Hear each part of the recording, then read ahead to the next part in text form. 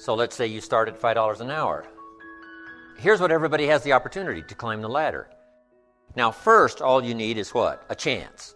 That's all everybody needs is a chance and a start, and now education as to how to take advantage of your chance, how to get started, and use your education to move up this ladder, speaking financially. Now, there's a lot of ways to grow, but speaking financially, this is the deal. So you start at $5 an hour. Now the first key is, how do you increase the $5? And there's several philosophies to increasing the $5.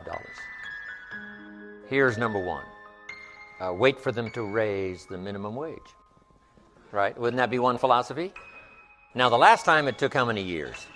Several years to raise the minimum wage, which is okay. I'm not saying it isn't okay. It's one way to get an increase in income is to wait for the minimum wage. Okay, here's the next philosophy, to wait for a raise, which is certainly legitimate. Now the question is, how often do the raises come? Every 6 months maybe, 1 year, they do what? A review? What if you miss the review? Well, you got to wait another 6 months or maybe a year. So that might take quite a while to go from 5, let's say, to 6. Here's another philosophy, go on strike. Here's the philosophy we call by demand, to demand more. And if you don't give me more, I'll go on strike, I won't work. Which is one philosophy, to get more by demand. Now here's the problem with demand, make the note. You can't get rich by demand. You might get a few more pennies. You might get an extra $1. You might get an extra benefit or something, but you can't get rich by demand. Here's why. Not that it isn't America, and not that it isn't that economically now we're doing incredibly well. But here's why you can't get rich by demand. It's the wrong philosophy. And here's what would be tragic all your working life. To live in the right country and have the wrong philosophy. So you can't get rich by demand. Then how could you get rich in America? It's very simple. Change your philosophy. And what would be the new philosophy? Answer. You get rich by performance, not by demand. Now, my mentor says, some people don't just make $5 an hour. They've moved up to $6. How easy would it be to get to $6? Probably pretty easy.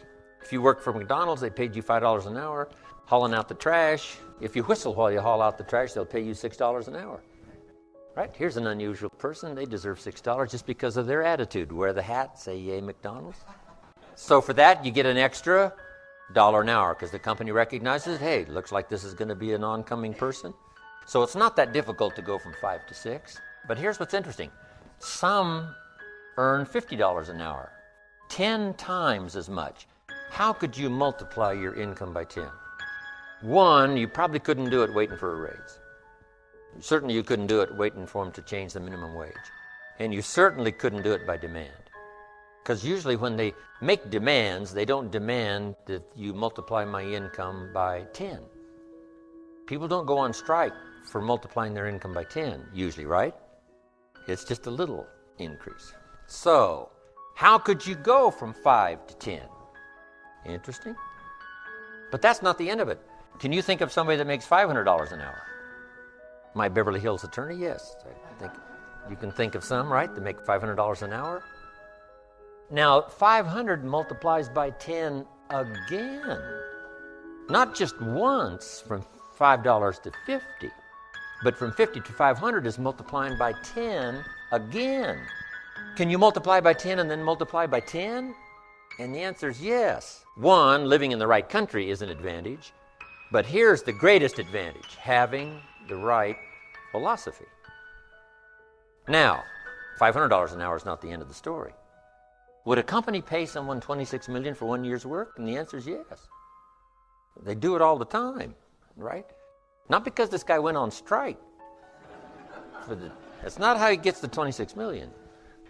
A change and a shift in philosophy here starts to change everything. Now, my mentor said, you can climb this ladder, Mr. Rohn, as high as you wish to climb it. We're just talking economics now. There's a lot of other values to go for, but speaking economically, you can climb this ladder as high as you wish to climb it if you'll follow this philosophy. And here's what he said. You that have been around for a while have heard me say it. He said, learn to work harder on yourself than you do on your job. Learn to work harder on yourself than you do on your job. I got the message, age 25. Then he added, if you work hard on your job, you can make a living, which is noble. If you work hard on yourself, you could make a fortune, which is exciting.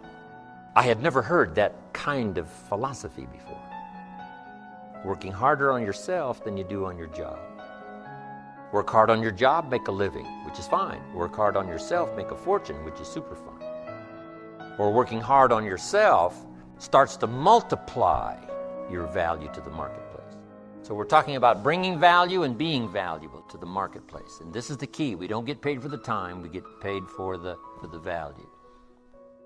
Then he put it in the form of a philosophy that I've been teaching now all these years, which is so important. And now let me give you that philosophy.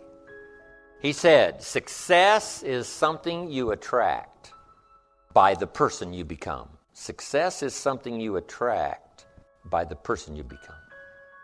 Success is not something you pursue, chase, run after. Success is something you develop, something you become. You attract success. Here's the theme of leadership. To attract attractive people, you must be attractive. To attract skillful people, you must be skillful. To attract committed people, you must be committed.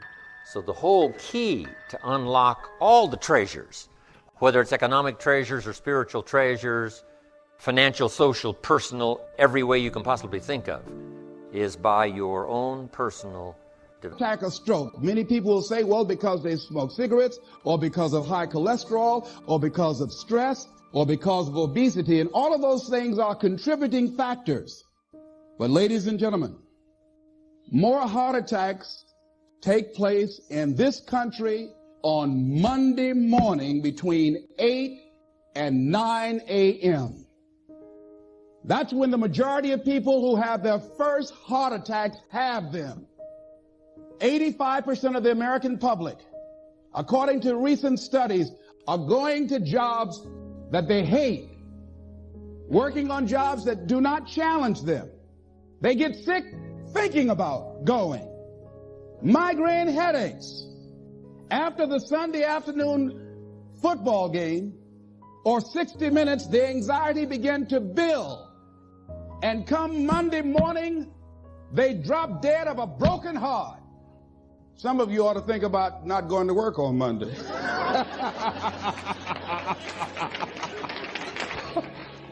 Think about that. People are literally dying to go to work. Because, see, when you go to a job and you already know how far you can go, you can already see that proverbial glass ceiling. It's like going to a movie when you've gone in the middle of the movie and you've seen the end and you sit there to start all over again, but something is missing. You know what the outcome is going to be. You can't get excited about going through that movie all over again. Am I correct? See, when you're going someplace and you already know how much you're going to make, you already know how far you can go, you're in a dead-end position. It erodes your self-esteem. It lowers your sense of yourself. It creates an inner turmoil. It creates an emptiness in you. So I say that your life is worth finding what it is that you're supposed to do.